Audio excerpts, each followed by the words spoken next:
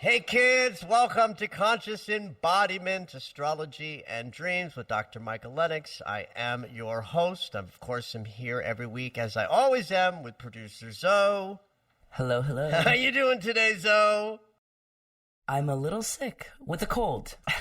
Colds are still a thing, apparently. You know, I'm learning they are back, and they are back in business. So I have my flu shot, I got my COVID vaccine, but you still have the common everyday cold. Yeah, all right. Yeah. Well, we will forgive you the fun little nasally twang in your voice.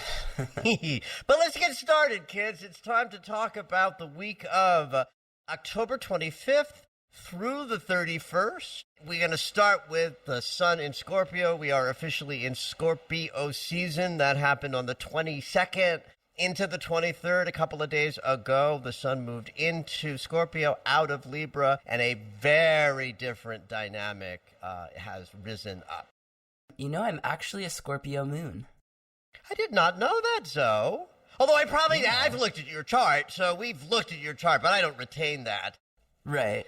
Deep, intense insides of Zoe, Anthony Shea. It's a very intense emotionality to have your moon in Scorpio. In fact, it's arguable that in the world of intensity, Scorpio is the most emotionally intense archetype of the 12 signs of the zodiac. Part of why that is goes down to the dignitaries. The fact that Scorpio is a water sign, that makes it an emotional landscape. You've got the four elements, and water is the element that relates to our emotionality. So when we move into Cancer as the first water sign, that's where we first connect to our emotions at the personal level, like the feelings you have inside your body. Then when we advance to the second water sign, we're still in the realm of water as connecting to our emotional experiences, but now we're in the tumult of the change and transformation, death and rebirth, that the moniker of the, not the moniker, but the mascot of the Scorpio mansion, the scorpion with his sting that can kill, that archetypal quality takes the water sensibility that's our emotionality and turns it into change and transformation that is an emotional process, right? So that's why there's intensity in the emotional experience that the Scorpio archetype brings. Like, for example, if the moon's in Cancer, I might say, hey, it's going to be a little emotionally tender out there. But if the moon's in Scorpio, I'm going to say it's going to be intense.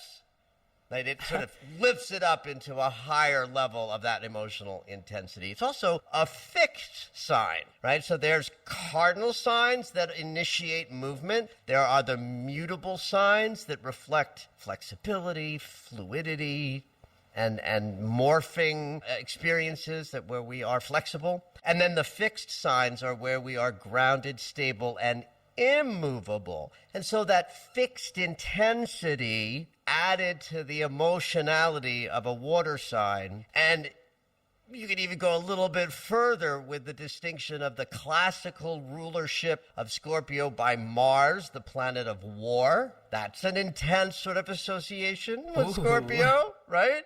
And now, once we discovered the planet Pluto in the 30s, 1930s, that is, we assigned the modern rulership of Pluto to Scorpio, the planet of death and rebirth, change and transformation. So you put all that together in the mix, Scorpio's got a pretty intense sensibility and sensation. And that's the season we've just entered, right? Yes, indeed. In fact, just a couple of days ago, in last weekend, when the sun, changed mansions, So we are fully engaged about 2-3 days in. And so it's also the season when, at least in the northern hemisphere, we are moving in the direction of less light. The days are getting shorter. We are moving into the hibernation seasons of late autumn and winter.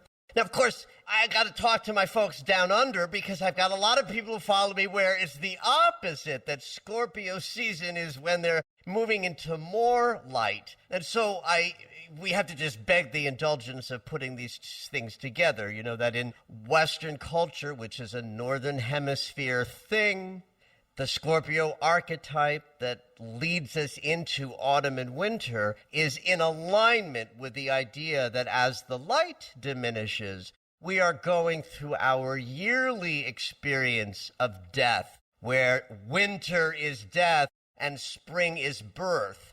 And that's the binary of like in-breath, out-breath, day, night, spring, winter.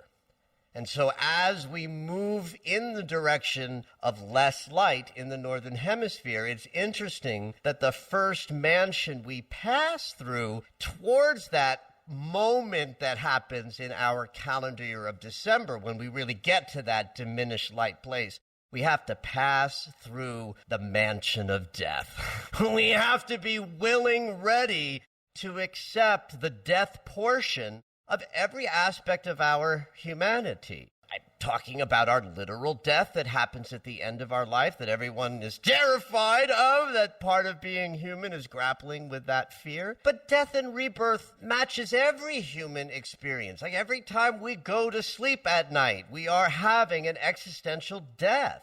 And then when we wake up and our brains fire up once again in the miraculous experience of perception, we are reborn.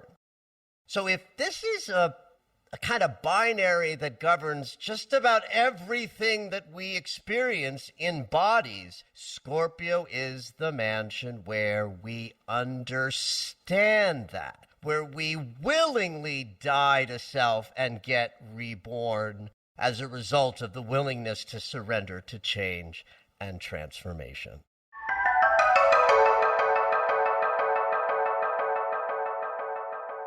So I have a question actually in how that relates to the southern hemisphere. Would it behoove those folks to be following a different type of astrology, or how does that relate? Are they leaving the death behind from winter as we're entering the death of winter? How do you conceive that as a southern hemisphere That's actually such an interesting consideration, Zoe, because, you know, if you think about the consciousness of Western culture on the planet, Australia began to receive Western European culture when they colonized that, continent down under, sort of bringing, enforced Western perspective to a place on the planet that organically doesn't have that experience. So I want to make it clear, though, that astrology... Oh, well, this is a great thought. What an interesting thought. I was about to say something so definitively authoritative, but then I had to stop for a moment. I was going to say the Scorpio archetype, it reminds us of in death and rebirth because that's what the archetype is engaged in. And so that it's almost like a synchronicity or a coincidence that mansion also rises up when the days are getting shorter and we're moving towards the perception of death through darker, less light. But then it's like, then I had to sort of imagine thousands of years ago, maybe one of the reasons this season rose up as connected to death and dying is because the world is doing that in front of our eyes. And so it's an interesting consideration, which came first, the chicken or the egg, right? So that when that translates down to Southern Hemisphere, where everything is opposite, when I talk to my colleagues who are astrologers in the Southern Hemisphere, we don't talk about the weather and the light, we talk about the archetype, right? Mm-hmm. And the one time of the year where this is really not an issue at all is when we're in the equinox energies, where day and night are of equal length, which applies to both the southern hemisphere and the northern hemisphere equally, which really makes those equinox moments truly a global, modern experience of the entire world being in this sort of harmony and balance. And then as we move towards each solstice, the southern hemisphere and the northern hemisphere are holding this gorgeous tension of opposites, where the same moment archetypally through the lens of astrology is being reflected by opposite relationships with how much light there is in the day-night continuum. That's super informative for me, and I gotta say that didn't quite answer my question of how Southern Hemisphere folks who follow Western astrology can conceive of this death of Scorpio season while as the they sun enter is expanding. Summer. Oh, and that's a question I don't know that I can answer because I live up here in the north. But what a wonderful test of the reaches of this podcast. So if you're sitting out there and you're listening to this, and you are a Southern Hemisphere inhabitant, send us an email and let us know how you perceive Scorpio season with the archetype of death and the appearance of more light in your daytime and how you reconcile that. We'd love to hear from you.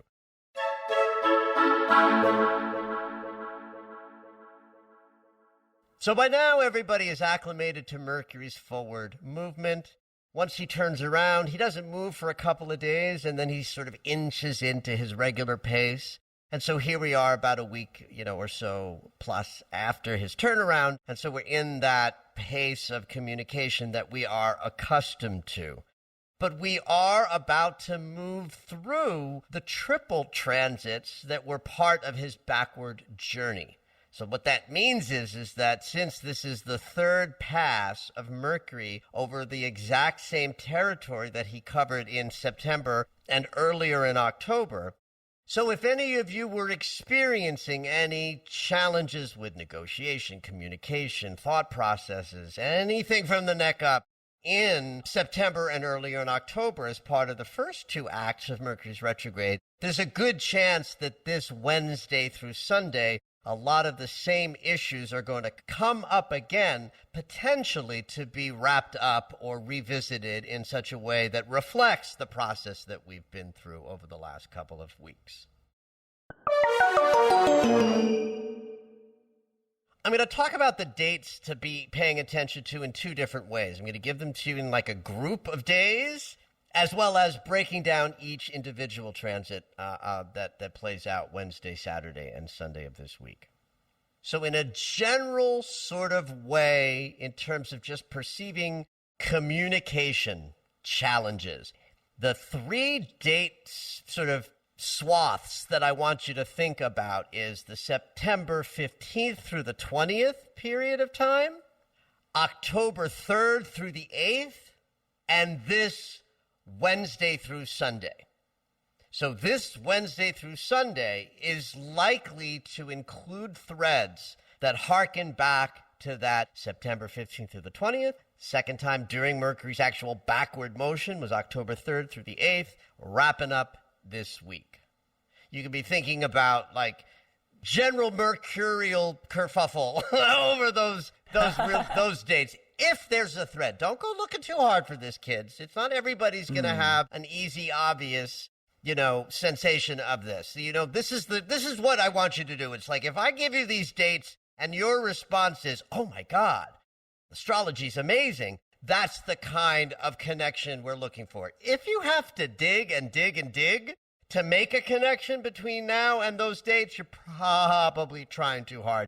Just let the week flow out of you. But do look for these qualities as I describe the transits that are coming.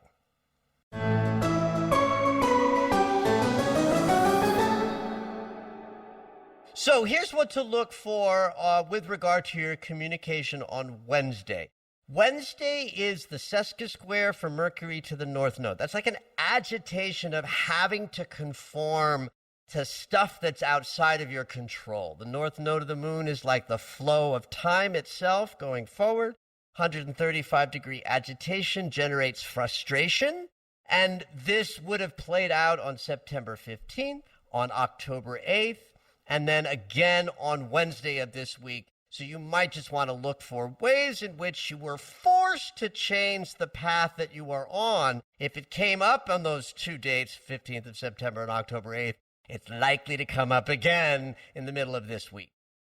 Next thing to consider is any adjustments you might have made in order to either deepen your connection to spirituality and imagination. This can also play out as sort of seeing things more clearly because you took the rose-colored glasses of denial off. That's a big part of the planet Mercury creating the great eliminator angle with Neptune. Neptune is our spiritual connection, but he has the shadow artifact of cloudiness, confusion, and not seeing things clearly. And so this great eliminator angle between Mercury and Neptune will sort of help us see things more clearly. And you want to think about the dates of September 17th as the first pass of this, October 5th as the retrograde pass of this, and Saturday of this weekend, the 30th, is the sort of third and final passage of this opportunity to see things how they are and not just how you wish they were. On Sunday of this week, Mercury is going to trine Jupiter. That's kind of a yummy connection between our thoughts and communication and everything that's possible in the world of abundance, prosperity, and good fortune.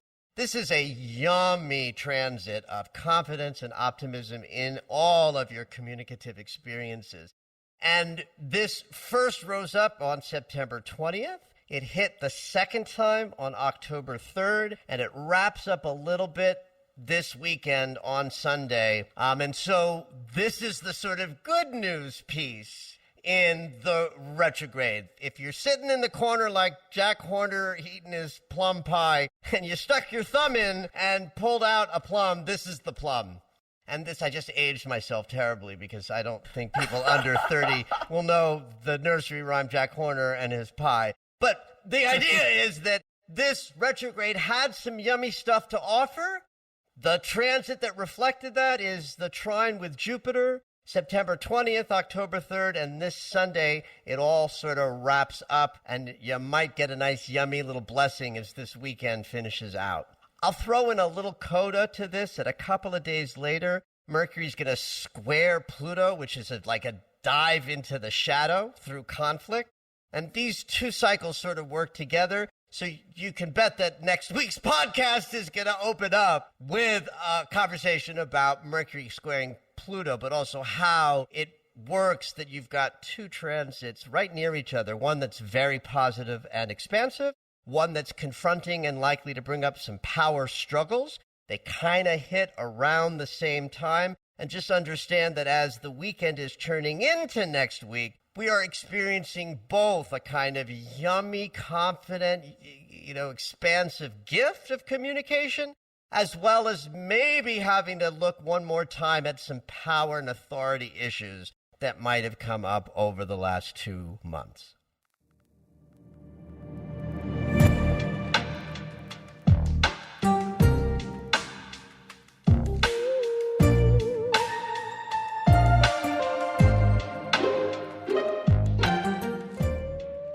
All right, it's dream segment time. Every week, Dr. Michael will interpret dreams that are sent in via email or take a live caller. If you would like your dream interpreted on the podcast, you can go ahead and email us at dreams@michaellennox.com. Hopefully your dream will make it onto the show.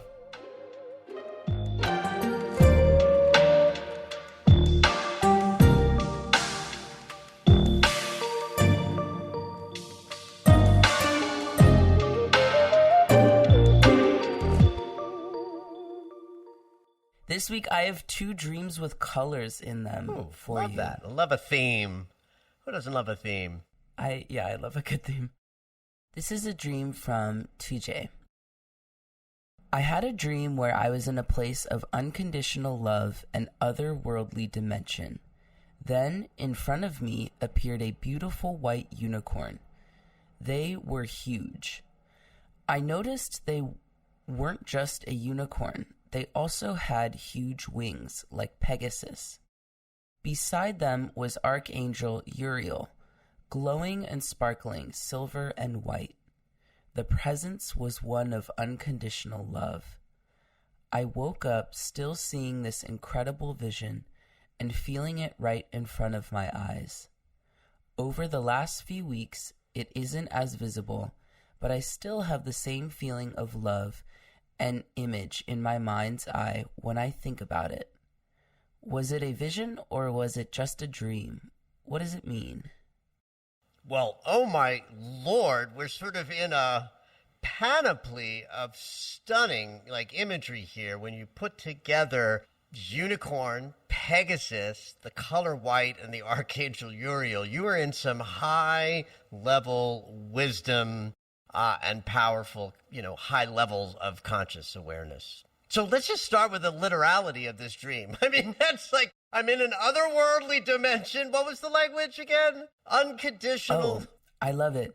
In a place of unconditional love and otherworldly dimension. Okay, so the language people use to describe the dream is as important as the dream itself. She didn't have to start with that language. She could have gone to the objects. She could have gone to the unicorn or started with that. But she began and offered what she offered to you, Zoe, in language of, I'm in an unconditional loving place. It's an otherworldly dimensional interaction between me in this dimension and this other dimension where love is all there is, unconditional love exists.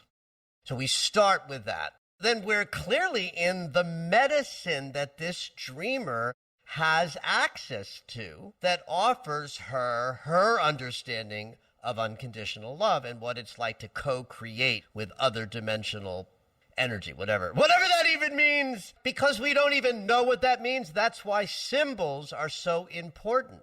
So I might not know what it means to be interacting with an otherworldly dimension, but you give me images and I can tell you that if we're in a white animal, we're in purity, high level of consciousness. The merging and blending of all frequencies of visible light show up as white. So white as a color in dreams represents sort of full consciousness is present.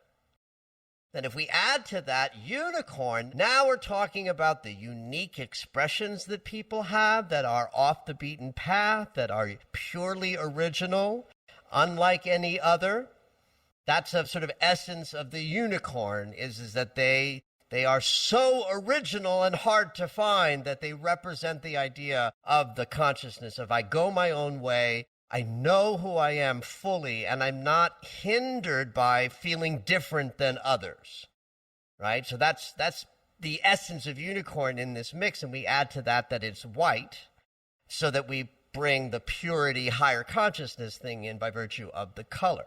We add the dimension of huge, and so we know that this dreamer is processing enormous energies of spiritual connection and assistance that we get when we recognize that our dimension is also interacting with other dimensions, because this medicine that appeared in this dream in the form of the white unicorn has such size and scope. So once we add the wings and we give this medicine creature the dimensionality of being able to fly, we have to incorporate a sense of intellect or wisdom or thought as part of what this medicine brings, because anything with wings flies through the air. Air is akin to intellect and thought processes as opposed to the body or the earth or emotions, right? So it's about rising up to higher levels of awareness, which then gave us the Pegasus reference, which is so interesting to me if you think about what Pegasus, and then you have to add Archangel Uriel into this. So we've got these two phenomenal additional sort of spiritual messages to the medicine that this dream is introducing the dreamer to. Archangel Uriel is about wisdom. And I'm assuming he has wings too? Well, that's a great question. He's an archangel, so I guess we have to assume he has some sort of form of wings, although angels with wings is a kind of religiosity sort of perspective. Okay. But I'll go with it because, yes, the horse has wings, and archangels certainly imply a higher level that can only be gotten to with the idea that angels have wings. We'll go with that for this, moment here. Okay. But I think the thing that is juiciest for me about Pegasus showing up in a dream that is clearly reflecting high levels of bright light consciousness, right? But Pegasus was born from my pal Medusa, the Gorgon, who invented shadow work in a way. It is Medusa that through her curse and the torture of her hair of snakes could turn someone to stone if you look directly at her. So what is then put in place to defeat her is the mirror. Anyway, I'm getting lost in the Medusa story, which doesn't necessarily play a part in this dream outside of the fact that if you put into the dream's distinction that Pegasus, that we're creating by association, in mythology was birthed by a figure that's known for the power of grappling with the shadow, gives an added dimension that this dreamer is connecting to high levels of consciousness that only were birthed in her by virtue of shadow work done in the past. It's a gorgeous dream. And what to do with a dream like this is just to take this figure in as a symbol of your higher spiritual connection and work with it, play with it, draw it, dance with it, and just receive it as a symbol of your higher aspirational consciousness. For this dream, Pamela writes in, I asked Spirit to show me a sign of something in the future for me. I got two. The first time I woke up and opened my eyes, a picture flashed in my hand of a gold ball sparkling and exploding. I then went back to sleep, and when I woke up, I saw a golden rod sparkling. One end was splayed like a bone that had shattered. It happened so quickly, it just shocked me. I've never experienced anything like that before. Thank you. Huh. You know, I can't help but want to put this rod and this ball together. You know what I mean? They just seem like listen, this is a gorgeous, juicy dream. I almost wish we had this dreamer, present on the podcast to, ask more questions about the phenomena she described to you.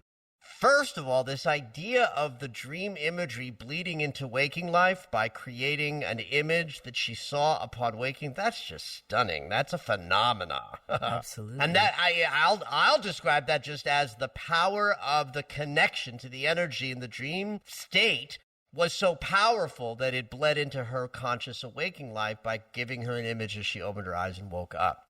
There's just something powerful about a ball and a rod in every level that I look at it. It reminds me of the binary of ones and zeros. That is everything. I mean, I use ones and zeros of digital binary, but when I speak about the ones and zero consciousness, I'm thinking about day, night, up, down, in, out, alive, dead, So if the request and the petition is for something in the future, I can't get past this idea of if you put the ball and the rod together, you have something akin to a scepter, a kind of sacred object that might be held by a leader or a spiritual guide or an archangel. Again, now I'm adding this entirely. You're saying that one end of the rod was splayed like a shattered bone, did you say? Yes, that's what she said. So when I see that image in my head, I have a couple of things that show up for me. One is the brutality of life and the fact that as we learn and grow, we are often sort of in pain and difficulty. We got to shatter our own bones, the structure on which our old consciousness was hung, in order to create a new one. I also get an image of if you took a rod and you banged it like a scepter, like if you held it powerfully and you banged the one end into the earth, that bottom end might splay or break or fray. Another image that pops out for me is that if one end of the rod is splayed open, like a broken bone, that might be exactly the right fit to throw that ball into, to connect the sacred ball, gold ball, and the sacred sparkling rod then becomes this sacred object, the scepter, or this powerful wand or tool of something or other. Again, we don't have the dreamer here, so I'm having to riff on the words I've heard, which light me up quite a bit. And so hopefully the dreamer whose dream this is, if you hear this episode of the podcast, please write us an email and tell me if we've landed in something that pleases you or that you respond to. I'm just working with what I've got. Pamela, please email us. I also love that, she starts the email off, and before she has these images, she's asking to be shown a sign of the future. Yeah. This is called petitioning your dreams. And it's exactly like it sounds in the way she described it. Before you go to bed, have a little sacred moment with yourself and say, all right, dream space, show me a dream to address. A question, a conflict, a challenge, and in this case, something for the future for me. Then you just have to trust the dream images that come, and this is a gorgeous one. So if nothing else, even if we can't land on a more specific sounding interpretation because Pamela's not here for me to ask her questions about exactly how this played out, from the simple perspective of this dreamer petitioned her dreams for powerful images or symbols about her future, and she got stunning, goldy, sparkly, yummy images that can only be aspirational and enthusiastic in her perception of them. Thank you for listening to Conscious Embodiment, Astrology and Dreams with Dr. Michael Lennox. You can find us on Apple Music, the iHeartRadio app, and anywhere you find your favorite shows. Head on over to michaellennox.com for information on astrology readings, the Daily Astro Alert subscription, upcoming classes, and to join the mailing list.